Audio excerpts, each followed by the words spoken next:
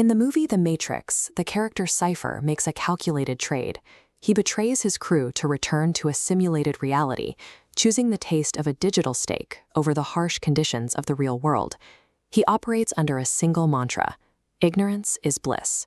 Cypher is a practitioner of hedonism, the philosophical theory that human well-being is determined solely by the presence of pleasure and the absence of pain. In 1974, philosopher Robert Nozick challenged this premise with a thought experiment called the experience machine. The machine offers a perfect life. It simulates any experience you desire and erases your memory of plugging in. In this system, your pain metric drops to 0, while your pleasure metric scales upward for the rest of your life. If well-being is only about maximizing pleasure, then refusing to plug in is a logical error. The math of hedonism demands that you accept the machine.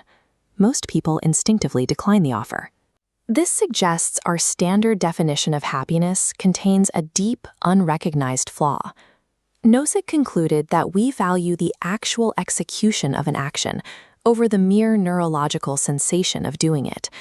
We want to be the kind of people who perform courageous or creative acts, rather than just feeling as though we have.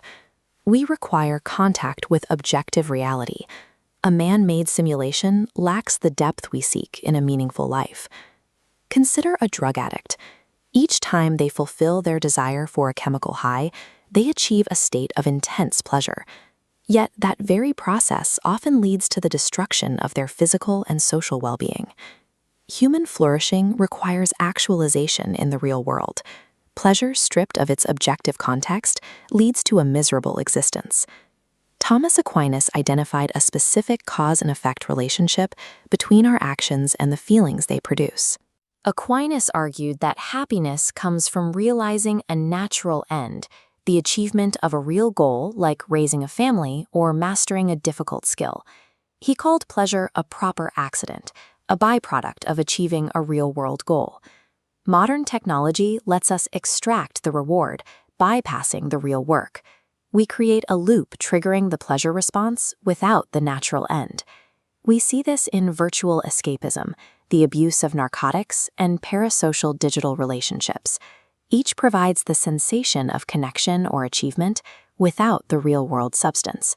This isolation of pleasure leaves the user with a temporary chemical high and an empty life.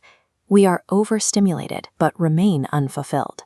If happiness requires objective reality, we must accept the pain and friction that come with it. Buddhist philosophy teaches that suffering is the baseline of human existence. It is a constant feature, not a sign the system is broken.